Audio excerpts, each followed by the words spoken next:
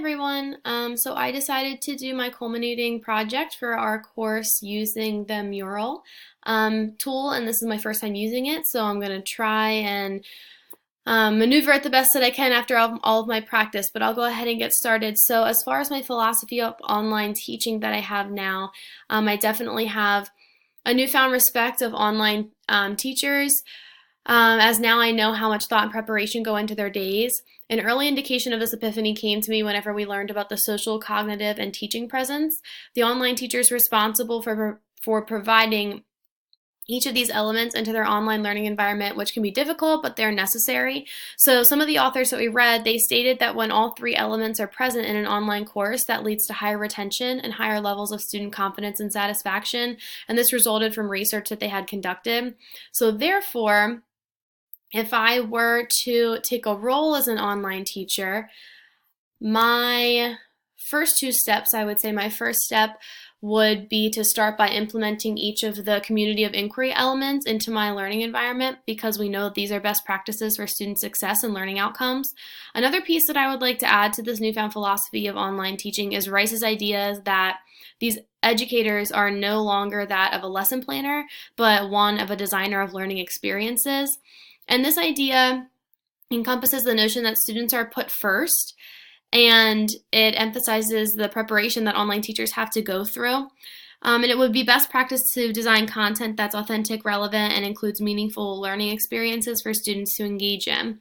So I felt that Rice's ideas Rice's quote ties in beautifully with the community of inquiry elements. So the authentic, meaningful, and learning experiences would bring cognitive presence into the learning environment, as long as the teacher also includes those exploration, integration, and resolution components to follow. Teaching presence would be evident because they're designing the content and the course with their students in mind and help facilitate student learning throughout. This presence would be even greater if the teacher recognizes the students as co-creators and allows them to assist in creating content as well.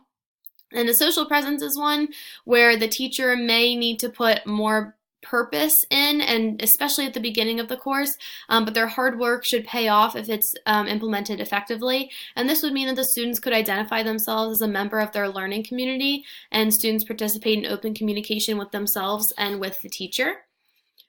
So while that role can be a little bit difficult for me to envision, as my current position is a face-to-face teacher, I do enjoy the idea of creating some flipped classroom lessons, but teaching an inquiry-based learning unit using the online tools sounded most interesting to me.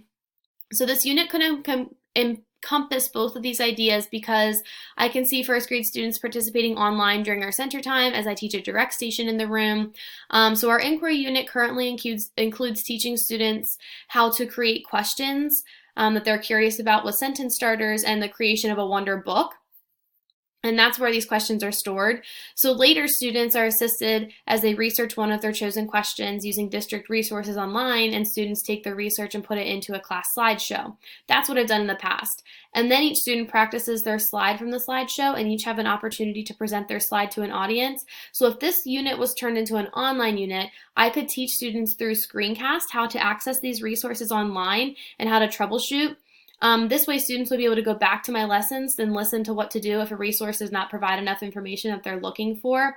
This would also allow students to keep an online journal or a document to store their questions versus a paper wonder book.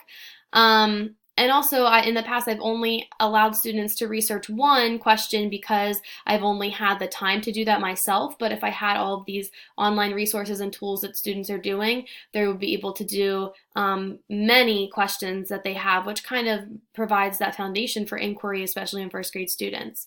And then I could also see students sharing their findings through blogs and slideshows or various types of media. And it would kind of allow them to share with a larger community of people using some of these tools. So I'm going to go into these tools right now. So the tools that I'm envisioning would incorporate more asynchronous tools, because as the facilitator, I would not typically be available to work with students live online. Another collaborative tool that I would like to use in this unit would be Google Slides, because I feel that it's easier for young students to use, and it's a great way for students to have access to inquiry questions regarding the content that we're learning. And I would also like to use, sorry, I'm trying to make this go smaller. Ooh. Okay, there we go. So there's for Google Slides. And then I would also like to use Screencast to provide flipped lessons for students on research, writing, and inquiry, in addition to troubleshooting videos, like I've said, for students to look back to. A collaborative tool that I would like to use is Seesaw, because my students are already set up on this platform and my parents are already connected to the students to view their work. This gives students a real audience to share their inquiry projects with. And this tool also allows me to create my own assignments for students that can help integrate content and this inquiry-based learning all into one unit.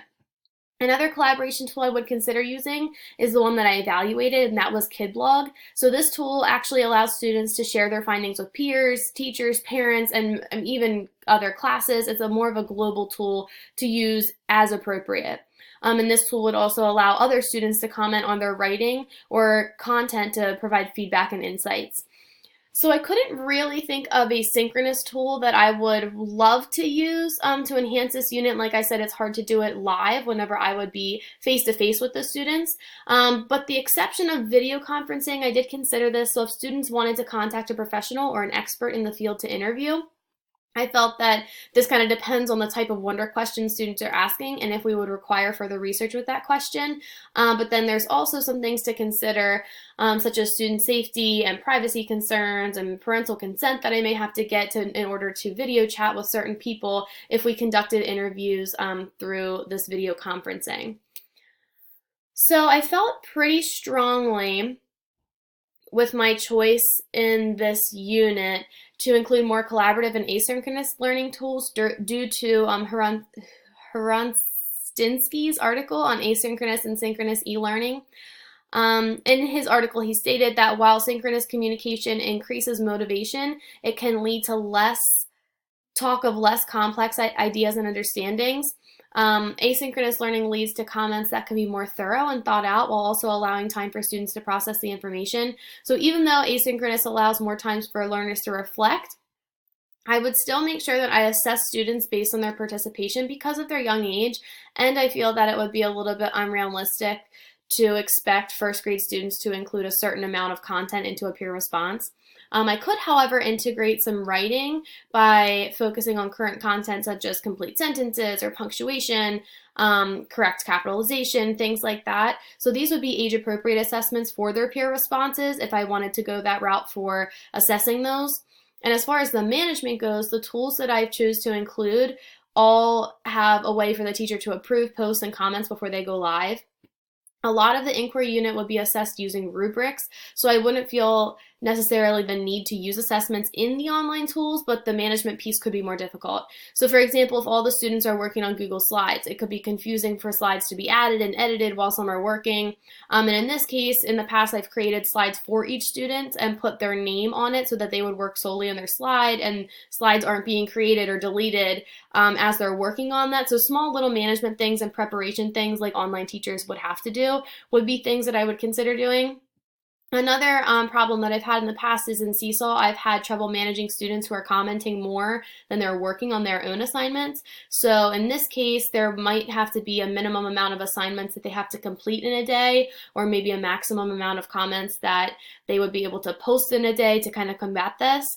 I don't want to completely take away the collaborative piece of that tool, but I also wanted to make sure that the students are interacting with their content and not just making those comments because it's kind of like a novelty. So I'm going to move the whole way back up here to my aha moments and my questions. So when I first started learning about online teaching, I felt like it was an environment that I would never be interested in educating because I felt that it lacked the relationship piece. And I kind of see now, and especially through our current experience and through our readings, that teachers are definitely able to create amazing online communities and relationships with their students. It just has to be purposeful and thought out. Another unforgettable moment that I've had in this course was observing the elementary music lesson from the online teacher. I'm one who always tries to incorporate movement into my classroom, and especially because my students are 6 and 7, but also because I'm an active person and can't sit still all day either. And my previous vision of online learning was a student sitting at a computer typing all day long, and I now see that there are so many creative ways to incorporate song and movement, and those are just two components into everyday lessons. Even with some of the things that I currently do, for example, one of our vocabulary warm-ups is to body spell, where students touch their head, knees, and toes while spelling their words. And this is something that online students could do, and a teacher could just easily engage their students, and it's age appropriate to have them stand up and body spell even though they're in an online environment. And I guess this aha moment can be summarized by saying that initially I felt like all online environments were similar, but it's truly what the teacher brings to the environment that makes it what it is, and it's just the same as in a brick and mortar school.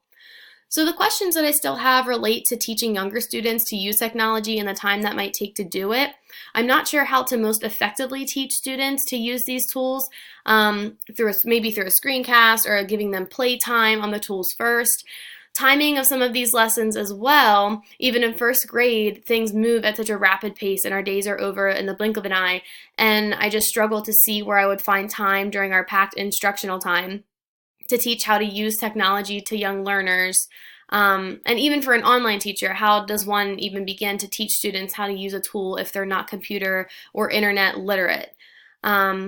So through this mural, I tried to incorporate most of the information and the takeaways that I've gotten from our course, and I hope that it was evident throughout all of this that I've learned a lot about online teaching and a lot about myself as a teacher in the duration of our class. So thank you guys for watching, and I can't wait to see what you guys have to say about my questions.